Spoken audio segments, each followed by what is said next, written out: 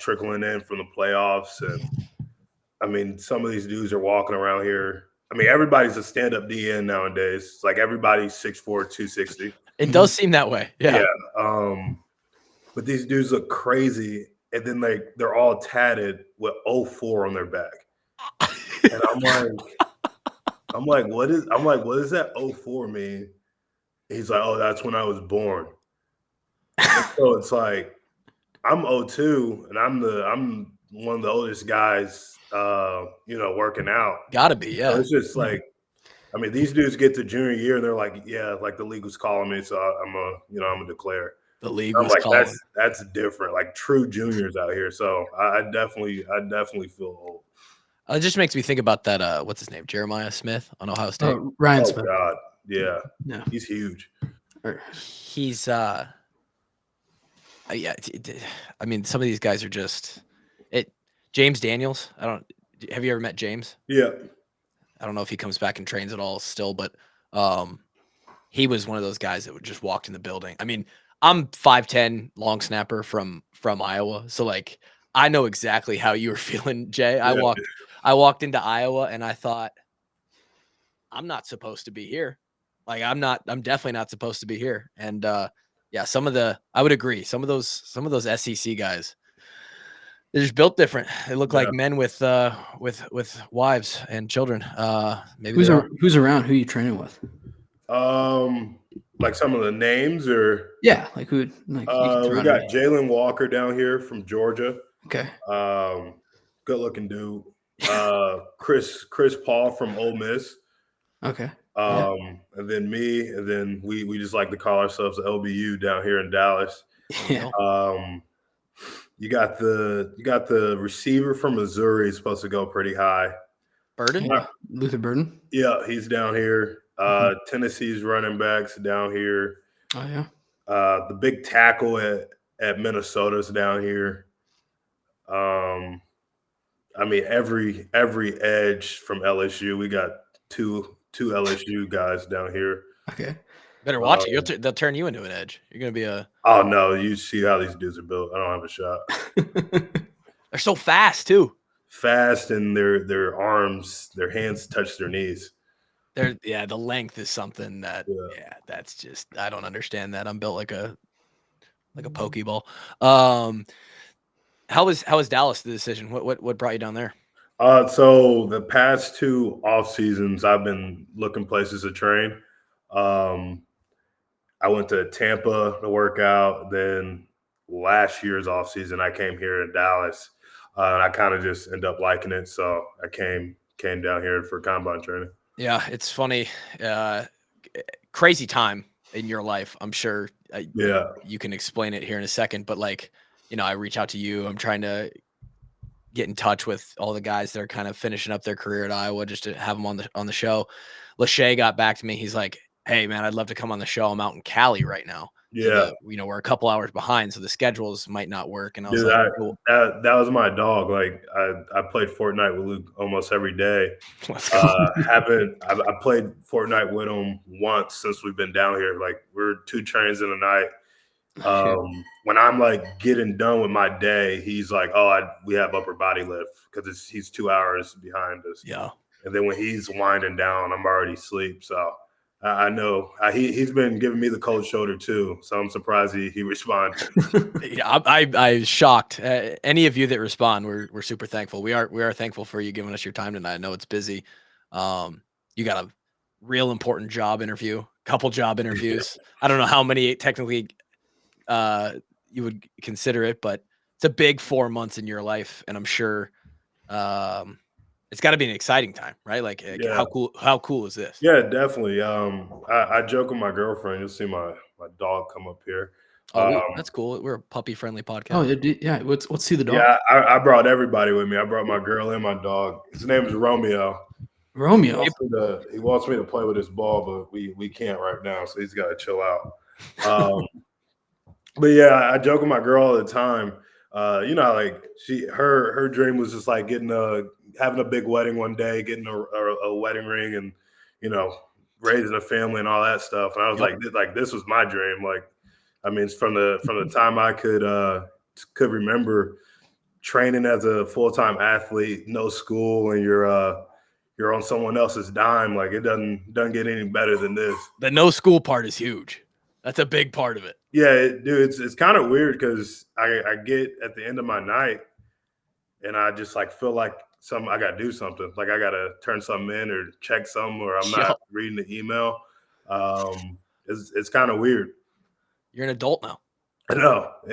No, after the bowl game, I had media, and right before media, Sebastian Castro walks up to me. He's like, "We are no longer students, and we do not have jobs right now." So I'm currently unemployed. I still got rent due in Iowa City. Facts. Gas isn't going to put itself in the car. I eat a lot, so it's getting real. You probably do eat a lot. How dialed in are you with your nutrition? Oh, you see the WUW. You see the WUW bed. Yep. What was the recovery score this morning? Let's see. Jay Higgins, probably he probably had an 84, 85. Yeah. Heck no, we work out too hard. 57 recovery, 99% sleep, 15 strain a day, 3,000 calories burnt a day. Slight work. Woke up at 8:14. Physical therapy 9:45, 10:30. Sprinting 10:30, 11:40. Football 12:28 to 1:44. Weightlifting 3:31 to 4:22. Then I had a massage at 5 to 6. Podcast with you guys, and then 8 o'clock I'm doing NFL interview training. Bro, you might be unemployed, but you're living the life of a professional. Yeah, you got your lunch meeting, you got your afternoon meeting in there, you can work with clients, you got a bunch going on. Yeah, it's something else. And I live like 4 minutes from the facility, so it's going back and forth pretty easy. How have you even had a chance to sit there and just be like you haven't made it, and I'm sure there's a lot of fire and motivation behind the next few months of there's a lot to prove. But to some extent, you're in a spot where kids don't get. I mean, I'm talking like even a guy like me or Kevin, when he jumps on here, evidently you're just not worth his time. Unbelievable by Kevin. Unreal. No, like we both played 4 years. Like I started 53 games for the Hawks. Not a single call came my way. Nobody wanted the 5'10" long snapper. It was a spot where I thought I might have a shot, but you're in a real spot where there's like going to be serious opportunity. Have you had the chance to sit there and be like, this is pretty cool? Yeah, it's crazy to think, dude. Like, you got to think a lot of us Iowa guys. It's not like I've been this prodigy since I was in first grade. It's not like I was 6'5" dunking and they told me I was going to be the best LeBron for the last 15 years. It'd be nice. And like some of these guys like I'm training with, like they were high school All-Americans. Like their path was already projected. Like they knew this day was coming because people told them. And kudos to those guys. Like they showed out. Like, and there's a lot of dudes who were projected high and don't make it. But there's also a lot of dudes who had the 5 stars out of high school who were 3 years and done. But for me, dude, like 2 seasons ago, I was running down on kickoff, and punt return, and dude, I was trying to make a tackle, make good blocks on kick return, and get Charlie Jones into the end zone. And so when I think about that, like just thinking about my true junior year, like getting real with myself and like telling myself like, all right, dude, you need to pay attention in class. Like you got to actually find something you like doing. Like you're going to have to get a job the way it's looking. And I'm like, you had that moment. Yeah. And I was fine with that. I come from good parents. It was not like it was football or die. But I'm sitting in junior year and I'm like, I don't think this is how draft picks are supposed to be playing their junior year. So I would say I had that moment then. And the year after I have 171, and then it's like there's this thing in me is like, wait, was that like a fluke? Like, did you just do that because they were running the ball to you? Like you had Cooper and Jamar, so they didn't want to throw the ball; they were just running. Yeah, 171 times. Oh, so there was just a bit of like, oh, I didn't even want to believe what I did. I was like trying to find every reason to like, oh, like I'm not who they think I am. And I had this like prove it to myself, mentality this year. And now I think I got to a place where it's like I think I'm pretty solid at tackling the guy with the ball. Like I think playing linebacker is it's something I'm good at. Yeah. Yeah. That's kind of where I'm at right now. And like you said, I'm in another situation where I'm trying to prove dudes wrong. It doesn't matter like what you do, like what numbers you put up. There's going to be a guy at a round table, telling people don't go with you. And so that's been my biggest focus this whole time is to get guys in meetings to fight for me. Damn, I love that mentality. You're gonna fire me up here. Man, there's a guy at a round table that's telling him not to take you. That's something you put on your door every day when you walk out. Yeah. You got to be sitting there thinking in 2022, right? Jack Campbell, best dude. I remember best linebacker in the nation. You got to be sitting there thinking like, like I'm in a unique situation here. Yeah, I was telling my buddies, I'm like, what are the odds I come to the college where he's the best linebacker in the nation? Like, what are the odds? Like, he could have went anywhere in college football. I would have had a shot earlier. Yeah. I remember I think it was after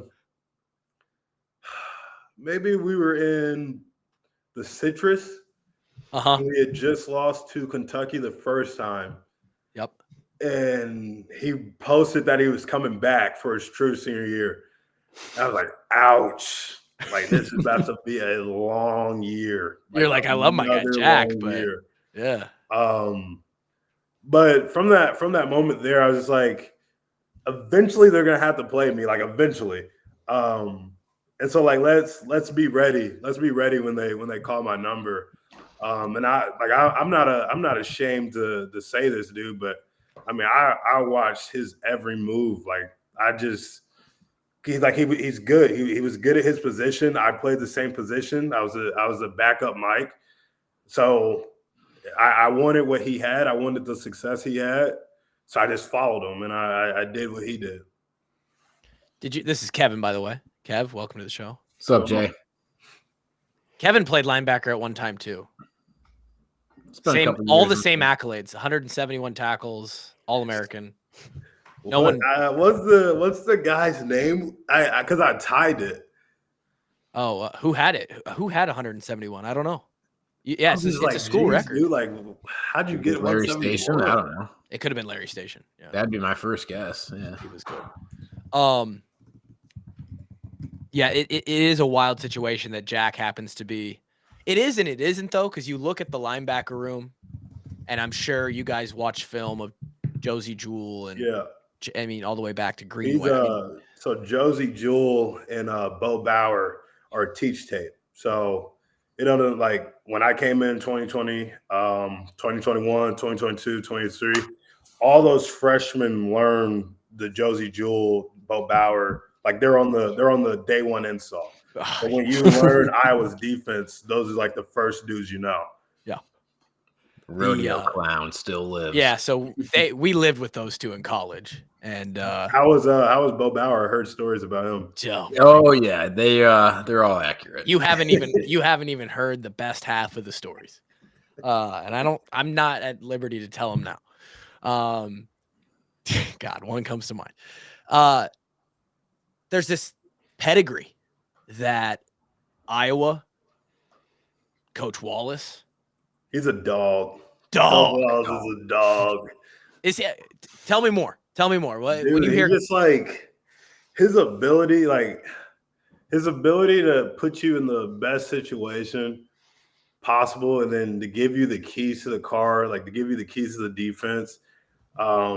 just like his preparation. Like, I mean, you sit in a program for 5 years, and I mean, you sit in a program for 5 years, and on your 5th year, you're still learning stuff. Like you still got questions. So I just don't know if every linebacker room is like that. And we just have this pride instilled in us. Like the linebacker room's got to be different.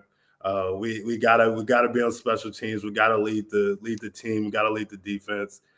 And he'll never take credit. Like he'd probably just give you like, oh, it's the players. Like he'll probably like they're good kids or something like that. But he'll never like take credit for like the linebacker room. But I do think it's just like we always have a good leader in the room, and that good leader just passes it down, and you just kind of just catch the wave, and like you just learn from the room around you. I don't know. It's something about the linebacker room at Iowa is just special. Certainly has produced some unbelievable talent on the field. I do think there is something to what you mentioned there, how Coach would say there's good kids. I think there's something to that too. Assuming that when Jack left, that sort of passing of the baton of leadership kind of went to you, as well as Nick comes into the room, and now you have 2 veteran guys. And you got a guy who's been around for the program, but he had 30 career tackles up to that point. Sure.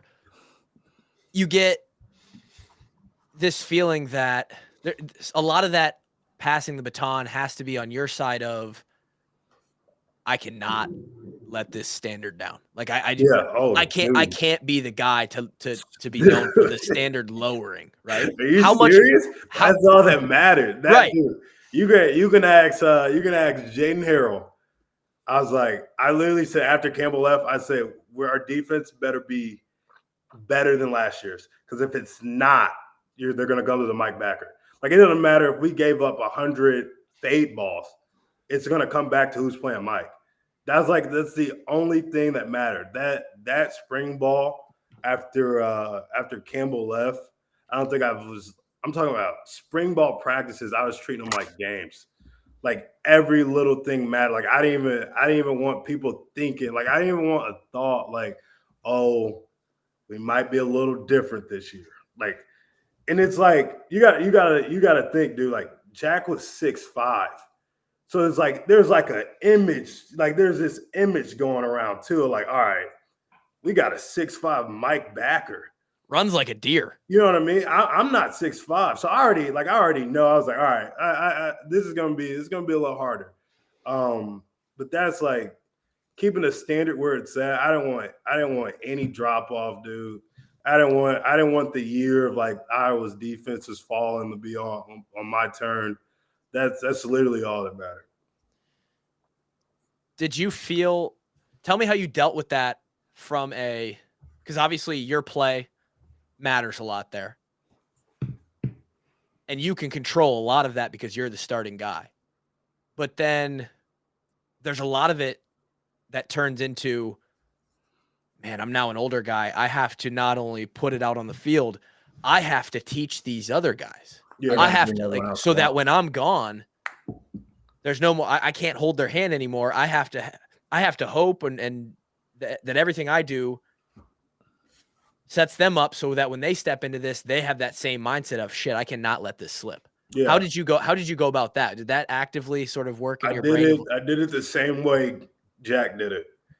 Every time he did something or he made a play or like he got really good at a certain thing, he just communicated to me what he was doing or what he was saying. And I was trying to do that same thing with Jaden Harrell, Carson Shire, Jackson Rexroth, especially Nick when he just got on campus. Mm-hmm. Anytime I see something different, I just tried to communicate it. Obviously, Coach Wallace is a hell of a coach, but he can't play. Like, he can't go out there and do it. So he can coach the X's and O's, and he can tell you that you got to hit the guard like this and stay in a B gap, and he can tell you to put your 3-tech over there. Get your fucking pads down. There's little stuff. There's little tweaks. Like, there's little, like, yeah, he wants you in this alignment, but I like to do this on this certain play when I know this is happening. And it's like those little like changes right there is like where you can make a play. And like just communicating that to Harold, like those are the things like how I felt I was passing it down. Kev, I'll let you speak. I don't want to take all the questions here. I know. No, dude. It was a pleasure watching these last 2 years. Like you said, everyone had a lot of questions after Jack and Seth left, and to see the linebacker play not drop off at all was incredible. I guess we love Benson.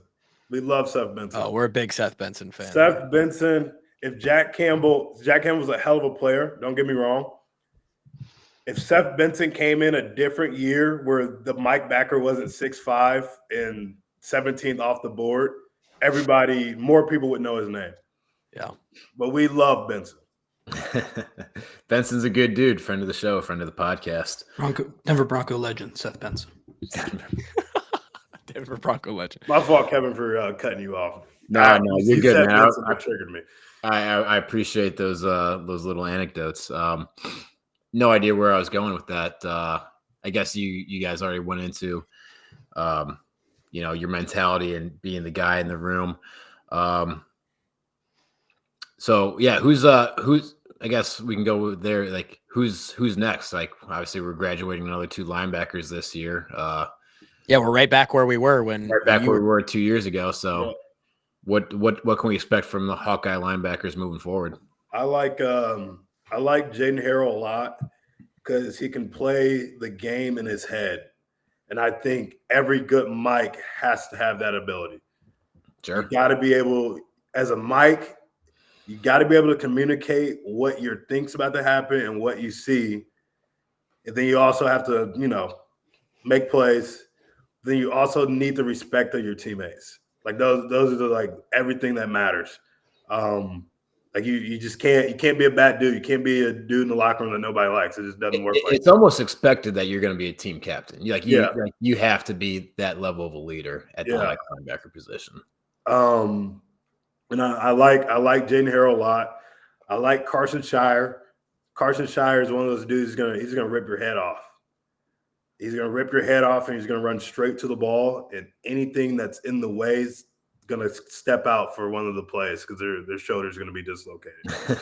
And I think when you have a Jaden Harrell and Carson Shire like that, that's a good recipe for 2 interior guys. And then you got Jackson Rexroth at Leo. I like Rex because the dude knows the coverages. Jackson came in as a DB, so he learned the defense through the DB lens, and then he came down to play linebacker. So like when he thinks top down, compared to a defensive lineman who's going to think D-line back compared to linebacker. We personally think linebacker, D-line, all right, how's the top, like how are they affecting everything that we're doing up front? Mm-hmm. But Rex has this different perspective just as how he was brought up in the program. Smart dude. I like all those guys. And then the guys backing them up, Jaden Montgomery at another Mike position, scrappy dude, gets to the ball, like this unique way of just like fitting in between the A gap and the B gap, like tackles for loss. Like he might break the record for tackles for loss. Like that's his thing, is getting to the. I get knocked for not having tackles for loss, but I think JMO that's going to be his thing. Kelby T-Lander is really athletic, long. It's almost like the Leo position. Like if you type in what's a Leo linebacker, like picture of Kelby. Like he's that's a dictionary definition. Like long arms, can set an edge, strong lower body. Like literally, it's like the position was made for him. Then Landon Van Kickerich at Will Backer. Like I think Coach Wallace is working with a talented room. Obviously, practice like reps in the Hanson football facility and reps in Kinnick Stadium are different. And so the more the how fast we can get those guys comfortable in Kinnick, that'll be a good thing. And it took me and Nick about 3 weeks to when we first played. This was my first time starting. It was Nick's first time playing in black and gold.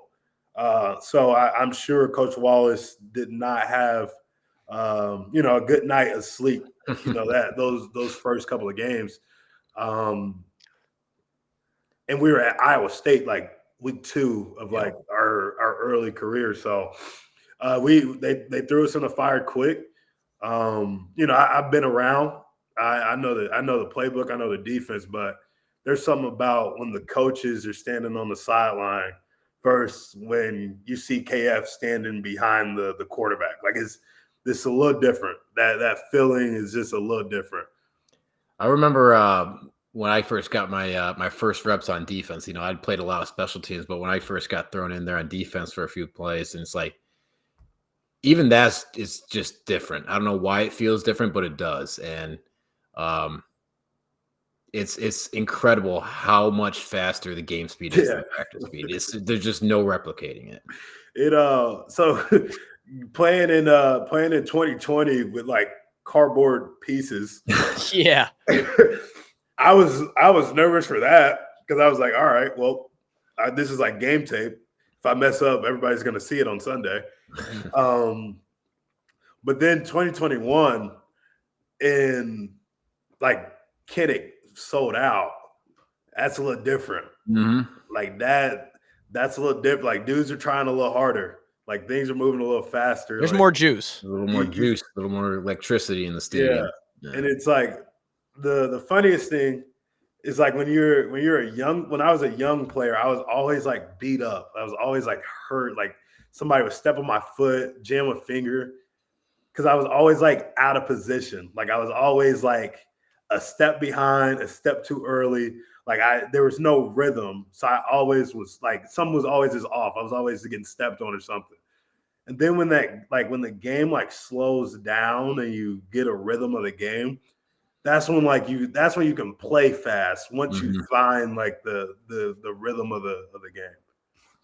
I remember something similar as a young player in practice being like, I got to go as fast as I can all the time. And it's like you're running, you're getting yourself out of position. It's like, and it comes a lot more from my opinion from film prep and walkthroughs too. It's like getting more comfortable. But it's like as soon as you get more comfortable and a better idea for what's coming at you, the game slows down and you can play a little bit slower but faster at the same time. Like you don't have to take 3 steps one way before going back the other way. You just take a half step and then boom. Yeah. You how did blocks go for you? So I kind of took the same path as Jackson Rexroth. I started as a DB and moved down to Leo camp of junior year. So I'm still at safety weight. My first blocks experience. So I'm 210 pounds going up against brother. Going up against George Kittle my first day of blocks. They threw you in? Dude, there was nobody else. We were hurting. We were hurting for bodies. Yeah. They're like, Coach Parker comes up to me after one practice. He's like, I think we might have to send you down to Leo for a couple of days. Anytime you get sent down for a couple, you're not coming back. Never came back. I went to linebacker meetings that afternoon, just because I had no idea like what blocks drill even was at that point. And I never set foot in the DB room again for a meeting. Yeah. Kev, I still remember like 4 days into that move, we were eating lunch or something, and you're talking about you come out of the linebacker room, and I'm like, "You're a linebacker now?" And you're like, "Yeah, I've been a linebacker for about a week." And I was like, "Oh shit! All right, cool." It shows you how much the specialists pay attention, right? We got our own thing. But yeah, that was a rough adjustment period for myself. Blocks is the easiest like telltale sign if a kid's gonna pan out or not. Oh, for like sure. It's the easiest thing. Like freshman year, like if the dude, it doesn't matter like the technique, your hands, like it literally doesn't matter. If a dude can put his face on it, like if he can put his face on the guard, he'll make it. We'll teach them the rest, right? You got to have the will to be able to sacrifice your body and stick your nose in there, right? Exactly. And it's so funny because it's like in the program, it's like you got to be this big, mean guy in blocks. And then you get to a point where it's like, oh, I'm never taking a blocks rep again. Like, like it's so funny. Like I haven't taken a blocks rep since that spring ball after Campbell. Tell me about Really? I was like, awesome. get me out of here. Like this is not for me. Well, that speaks to another thing that we talk about on this show a lot is there's this part in the program where because you go through the fire, you earn this, I'm not going to say street cred, but there's this respect. Yeah. And you've earned your place. It doesn't mean you don't have to work hard anymore. It doesn't mean that you stop being a leader, but you get to this point where you can talk to the coaches a little bit different. Yeah. You can ask questions or play. I'll never forget, Kevin, when Nate Meyer, how he would talk to the coaches senior year. It was unbelievable. He didn't give a fuck. And then there's some little things in practice where like, yeah, it's for the young guys. Yeah. KF will walk over. He's like, hey, Jay. Hey, Jay, get out of there, huh? We don't need you get. We know you can take on the inside zone. All right, we don't need. Dude, in season, we go to our separate fields and then we come back for Iowa versus Iowa. Yep. And I'm like, nah, like I'm not. I can't. Like I can't. I'm not moving this fast this early in practice. Like I can't do this yet. So I didn't take many reps like Iowa versus Iowa. But kind of what you were talking about, like the coach to player communication. You only can do that if you as the player have invested the time to talk that language with the coach. Mm-hmm. What you see sometimes is a guy who spent 30 minutes looking at the playbook and he thinks he's found this loophole that somehow Coach Parker has missed over the last 20 years of running the defense. And he goes in there with that loophole and he backs himself in the corner because he then realizes he has no idea what he's talking about. Don't be that guy. All right, I gotta know. Did that actually happen?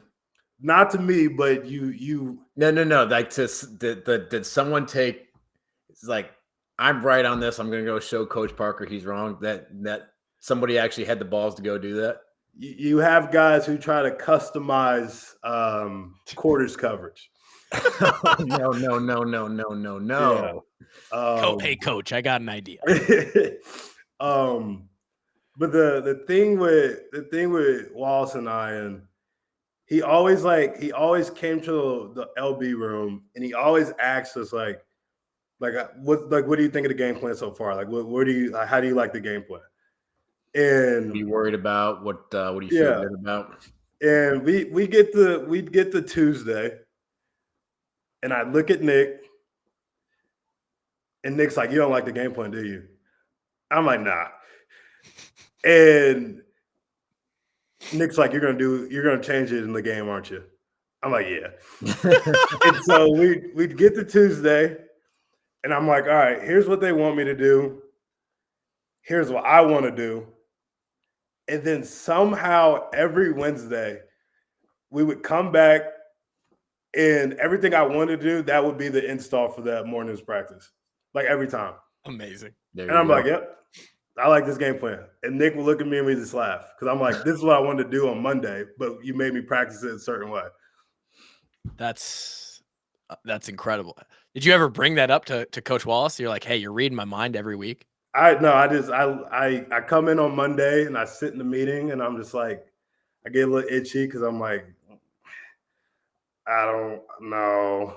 Like, let's not put the 3 right there. But I have so much respect for the dude that I'm like, all right, he must see something that I don't see. So I'm not gonna question it. I'm just like I don't know about that. I don't know about that. And then we get into practice and I call it. And say I get blocked in a way I didn't like to get blocked, and I just look at Nick. I'm like, see, See, I didn't like that. Mm. We come back the next day, and Wallace already saw that I didn't like. He saw me get blocked like that, and so when we get to the next meeting, we're in a different call. We're in a different front. That is an incredible. I don't know if I would have asked you in a different way what makes Wallace special. Yeah, If that answer would have come out, but you describing it step by step in that way is an answer that I don't think we've ever got on the show before. And those are the things that we're huge Wallace fans. Obviously, we got a t-shirt of him. We try to tell people he is unbelievable as a coach. And like that kind of story right there, kind of. I think his ability to like coach each player differently. So he like Jack and Benson, like Benson played Mike too. So then Benson went from Mike to Will. So you got a guy who knows how to talk, who wants to communicate, but he's playing Will. You can't have two Mikes out there. Like it don't work. Nope. Like it's just the way the defense, the way people work, efficient communication. Like two guys can't run it. It literally can't happen. And so you have a Mike who's playing Will, who wants to talk, who wants to let the team know. And so what Wallace did was he gave these dudes so many keys to the car that they could both change the front and they could do all this, like these crazy game plan adjustments. And you can go into a game and you could give Jack and Benson 15 different game checks for the same formation because they both can handle it. Me and Nick, we didn't like doing that. Wow. Like we want to get lined up. I want to protect myself and I want to roll. Like that's us. Like that's how we play. That's how we play. Like me and Nick's biggest rule, I'm gonna set the front, and if we don't know anything else, go tackle the ball. Like that's when we were most natural and comfortable.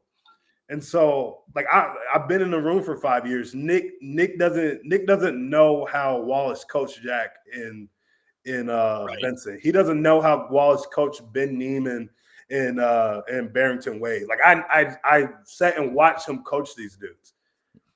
And so I'm like, me and Nick don't play like Jack and Benson. Like we're Iowa linebackers. And I think that's the biggest thing like media doesn't give us credit for. Like they put us in this box and they think we all play the same. Just because we all have good years doesn't mean we all play the same. Sure. Like me and Nick had our own way of playing, and Wallace like coached to our strengths. All right, these dudes want to get lined up. They want to move their front, and they just want to see pictures and play off the pictures. Compared to Jack and Benson, you could tell that those dudes had a different move, a different front for any look. If the guy maybe was going left, he was maybe going right. Like that's how they like to play. Wow. And I saw how he coached us differently, and that I was just so appreciative. And that's why I'm excited for Harrell and Shire, because Wallace isn't going to coach Harrell and Shire how he coached me and Nick. He's not going to coach Harrell and Shire how he coached Campbell and Benson. Like that's just not who he is. You are this is gold. I mean, this is amazing. This is great. Did he give you the keys to make your own adjustments game week right away, or is that something you kind of earned over the course of your starting career? Yeah, you get 16 tackles your first start, then it's like, all right, you can play a little bit. That helps. I mean, you get a little leeway. Sure.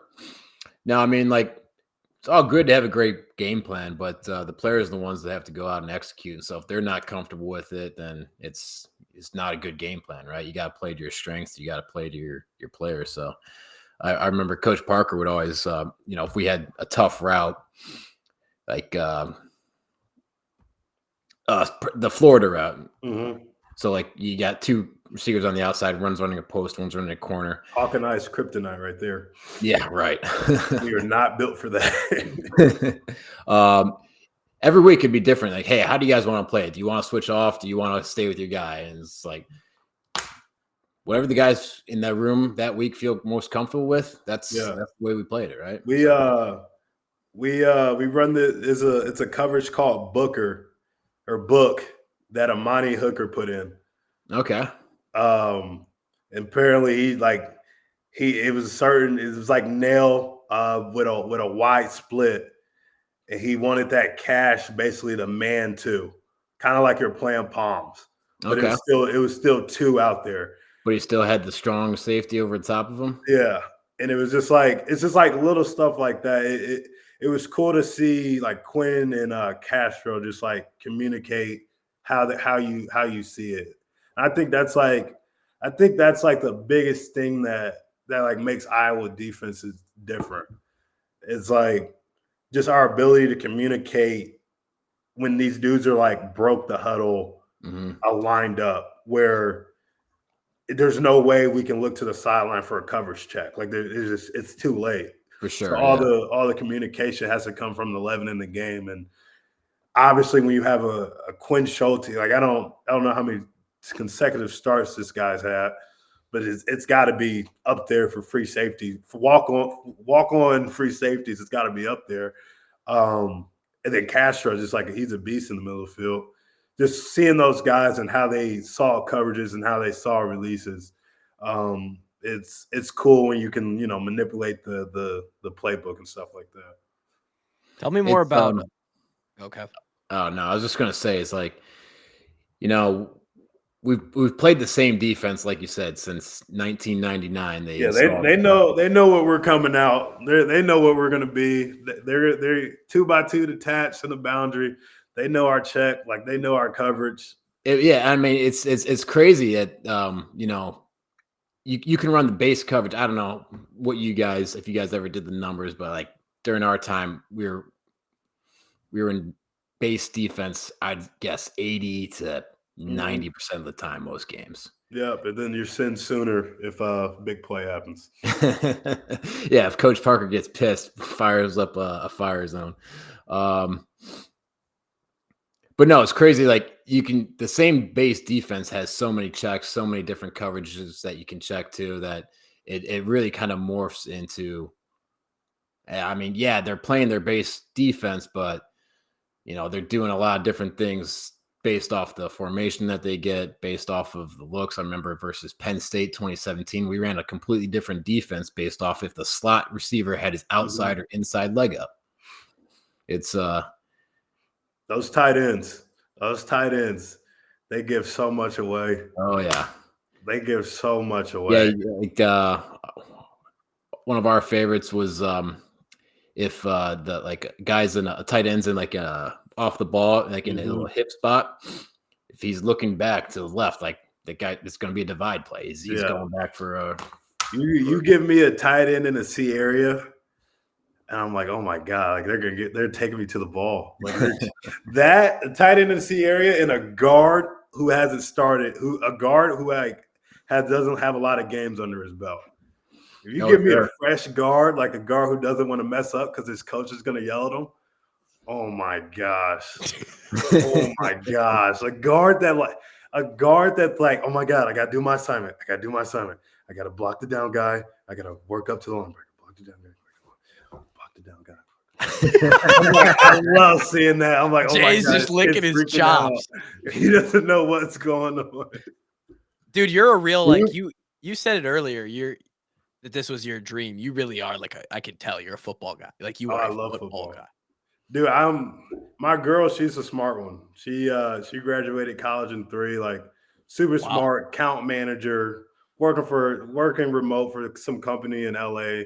Let's go. And I'm like, yeah, you're smarter than me, but this football thing, like this is my bread and butter. Like this is like everything about this makes sense. Anything else, like you know what I mean? But the way football works, it all makes sense. That's why I enjoy our defense, because we don't do anything that like doesn't make sense. It's like a language, almost like learning a new language. Once you're fluent in it, it's just freaking beautiful. Yeah. It just makes sense and it flows. Well, I can guarantee that the people that just listened to the last 20 minutes that you guys talk like specific defense, there's a lot of people that are fully tented out there. Jay, I want to hit something before you get out of here that I think I would be crucified if I didn't bring up, and it's the fact going back to sitting behind Jack, and nowadays guys don't sit. A guy in your spot, year 2 or 3, they've got an All-American in front. Like, I'm out. I'm gonna go find an opportunity to play. What kept you in Iowa City? What didn't help is Wallace had literally won the linebacker coach of the year going like the summer of my sophomore going into my junior year. And so logically, I'm like, it just doesn't make sense for me to leave somewhere and they literally just voted the guy the best at what he does at my position. Sure. Like if you look at it like that. Also, like I saw myself succeeding here. Did it come later than I thought? Obviously, like yeah. I wasn't familiar with this guy from Cedar Falls when I committed. Did it come later than I thought? Yeah, but it's just like the attention to detail that I saw the D staff work with. Like I just knew that our defensive staff was the hardest working defensive staff in the country. And so it's like, dude, we watch, like when I'm watching the offense, I see like the other team's linebackers.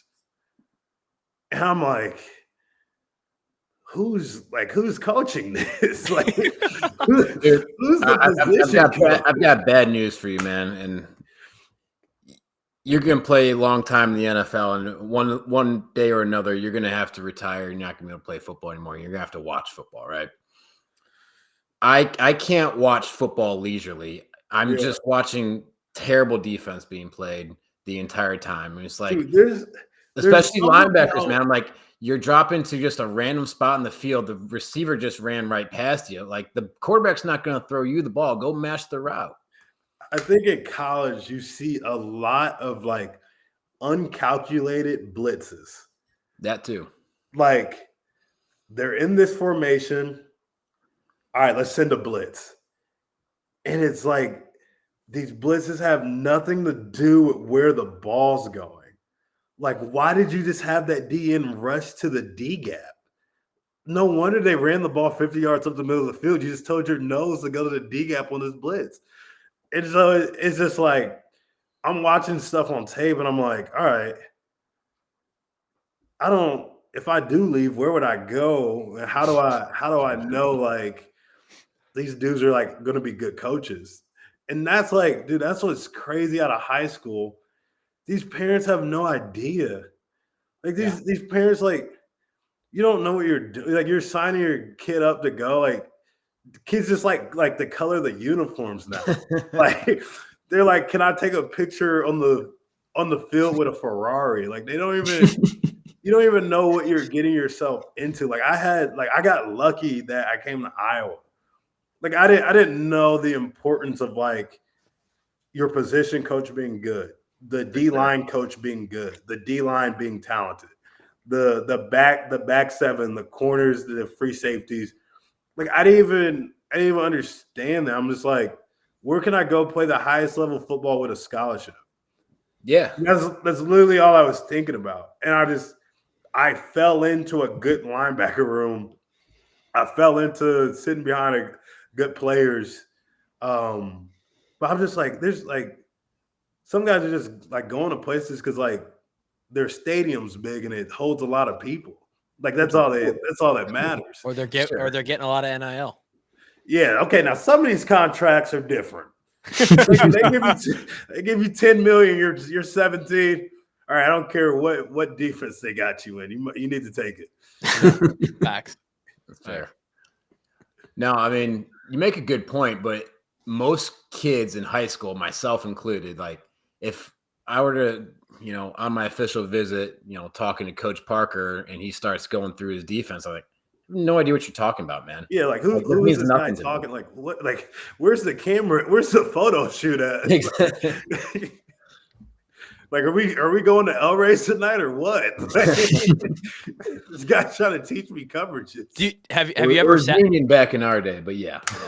Have you ever sat and reflected about as you call it, like how you did luck into Iowa? Like, what were your other options? Dude, I like how many offers did you have? had like 13 or 14, some around there. The entire MAC conference, like everybody in the MAC. Sure. Grant's a big Nation fan over here. Say respect. With some Air Force. I got an offer from Tulane. I wanted to take the visit, but my mom, she wouldn't let me. I literally Googled like Tulane, #1 party school, popped up, #1 party school. Really? Tulane was like that. Yeah. I got like a Holy Cross. I remember when Holy Cross came in. Yeah, Crusaders. I got an email from Youngstown State. They're the Penguins for basketball. Let's go. That's the one I was most impressed with. Let's go. Most impressed with. Yeah, you were a hooper, weren't you? Yeah, but I had the entire MAC, and I'm like, all right, IU and Purdue, here we go. Like, I can't get any more offers under the Big Ten. Like, there's nowhere else to get an offer from. Went to Purdue like 3 visits. I went to Purdue basketball game for it was like a special invite list. It was only like 6 of us.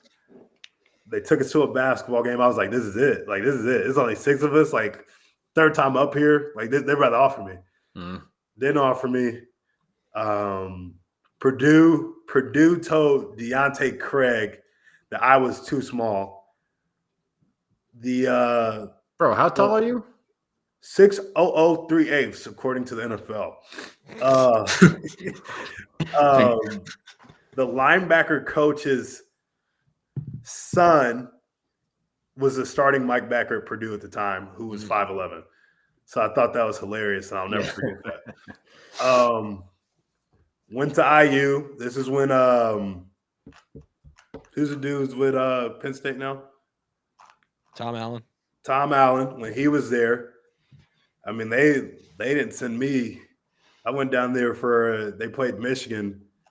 I guess they didn't like what they saw. I didn't get a call, text. They didn't tell me to come to camp or anything. Maybe they're embarrassed by how they played Michigan that year. They Emil Ikior was a center out of Cathedral High School who was committed to Michigan, and IU let him come watch the game on IU's tab. I don't know. You know what I mean? Why? Why would you do that? But IU did never, like, they never even tried to get me. And so Tyrone Tracy, I literally grew up with Tyrone. Like, his whole family grew up with him. Like, kindergarten. Tyrone Tracy is a Hawkeye. Julius Brents. I grew up with Julius Brents. Wow. Indianapolis, Indiana. Julius Brents is a Hawkeye. DJ Johnson, Indianapolis guy. I know of DJ. Justin Britt has committed to be a Hawkeye. So at this time, there's like 8 Indianapolis, not Indiana, like Indianapolis dudes that are Hawkeyes. That's KB's recruiting ground, right? Yeah. And Tyrone's like, yo, I'm going to tell Iowa about you. Coach Bell hits me up, comes to see me play basketball. So I was playing basketball practice. Everybody at that practice decided to like face guard me that day because Kelvin Bell with a Hawkeye shirt was like sitting on the bleachers. The hardest like I've ever had to play in practice. I remember we were doing like suicides. And he was yelling like, "Why are you in the back?" And I was like the 4 or the 5 this year. Like that was like my sophomore year. I was like playing the 4. I was like, "What? These are point guards in front of me." Hilarious. But I was hooping. And like we're running plays, and obviously like my teammates know the play, so they're like facing like they're denying me the ball and stuff. I'm like, all right, guys, like, what are we doing here? Man, that's tough. Do they know that he was there to see you, or do they like, hey man, I want to show out? You know what I mean? I'm trying to play football. Like Yeah. I'm not a threat to you. Yeah. Coach Bell comes to see me practice. Later on, he tells me that if he's basically said that practice got me recruited. And he said if he didn't see that practice, he would have never they would have never took me serious. That's crazy. So after that, I remember, dude, I came to Iowa before Coach Bell came to see me. I came to Iowa for a camp, and they put me in the second group. First off, mom and dads don't even know that there's a second group in camp. They should do the research. I was in the second group at camp, paid my money, and I was with the second group. I come up, Coach Bell introduces me to Wallace. Like Wallace doesn't even know I'm there. I'm literally just another kid at this camp. Mm-hmm. Introduces me to Wallace, and Wallace says oh, he got better every drill, every rep. I'm like, all right, bro. Like you clearly don't know who I am. Coach Bell put you on the spot. You needed something to say. But then after that, Coach Bell comes to see me. Then after that, Coach Wallace comes to see me at Buff. And he does an individual workout with me on the field. And he tells me I'm about to go see 3 other dudes. I'm about to go see 3 other dudes. I'm going to work out all of you guys, and I'm going to offer the best one out of the 3. A week and a half later, I'm driving to Toledo, Ohio to commit because it's getting late. I'm literally my senior season starts next week. Mm-hmm. So I'm driving to Toledo, Ohio to commit. I get Toledo, Ohio is 3 hours and 30 minutes away from Indianapolis. We get 30 minutes away. Coach Wallace calls me. Hawk is driving. I'm on the phone, and I'm just like, whoa, what? He's like, yeah, you got the offer. And my dad's looking at me. He's like, what's going on? I'm like, all right, coach, appreciate it. I'm like, yo, Iowa just offered. And my dad's like, you still want to go to Toledo? We're 30 minutes away. I was like, yeah, I told them I was coming, all this stuff. They got stuff ready for me. So we go. And I was going to commit. Yeah. And so the coaches approached me like that because they were I was like, yeah, this is lit.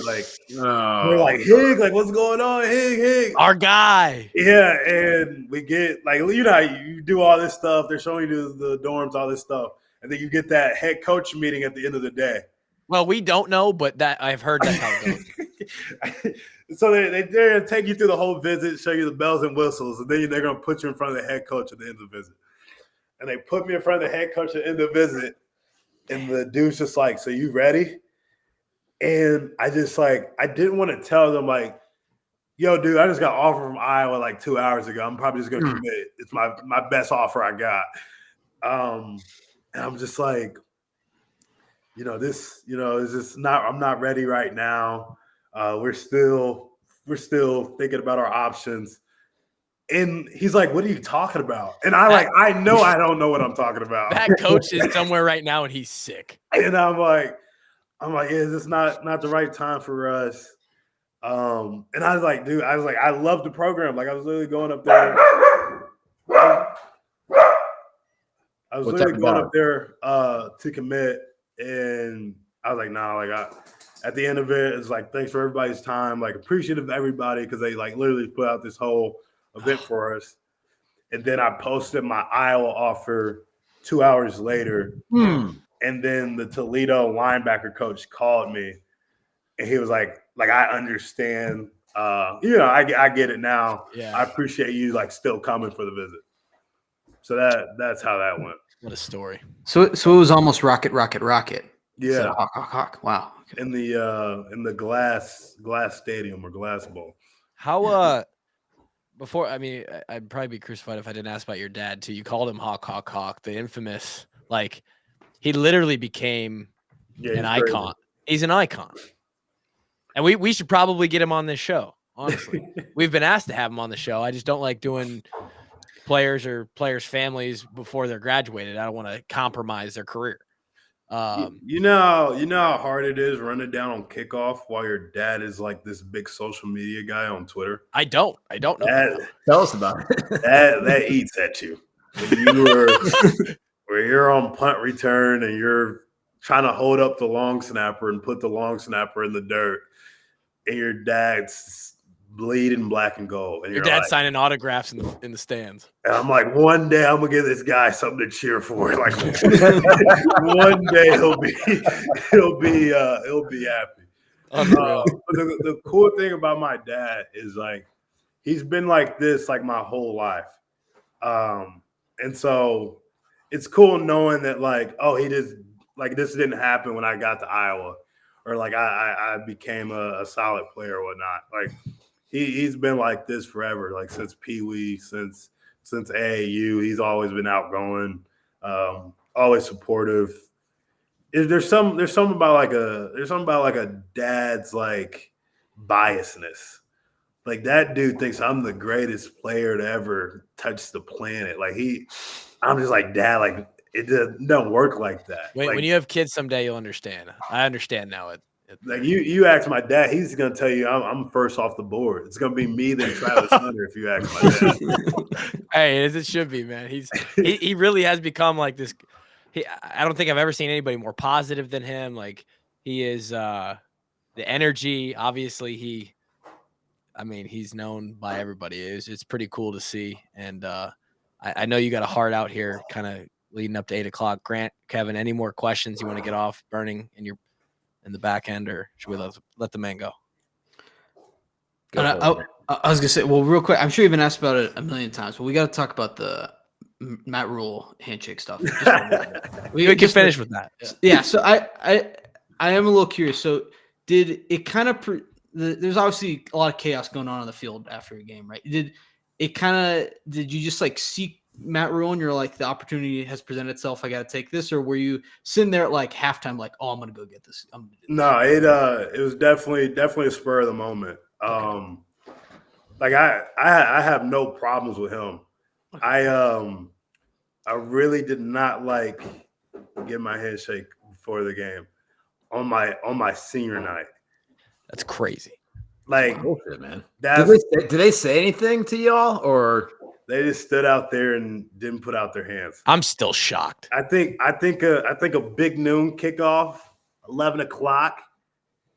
I would have been like, oh, okay, a little rivalry. This is cute. This is fun. But it's your last coin toss. I had my family on the field 6 minutes before this, dog. Like, this is my last game in Kinnick. Like, like not like don't do that. Like I would never do that. Like I would never do that. And it left me in a bad place. Like dude, I discovered Iowa existed 6 years ago. Like I didn't know Nebraska and Iowa was a thing 6 years ago when I was in Indianapolis, Indiana. So as a player, like I understand I wear black and gold when you're in Nebraska gear, but like as players, let's respect the game of football. Like let's keep the rivalry to like Twitter beef, and let us play football and let them do that. Yeah. So I didn't like that, and that was I don't play angry like that because I can't. I got to talk and like let people know like. I can't just blitz when I get mad. Like, it doesn't work like that. Sure. But that game I had a little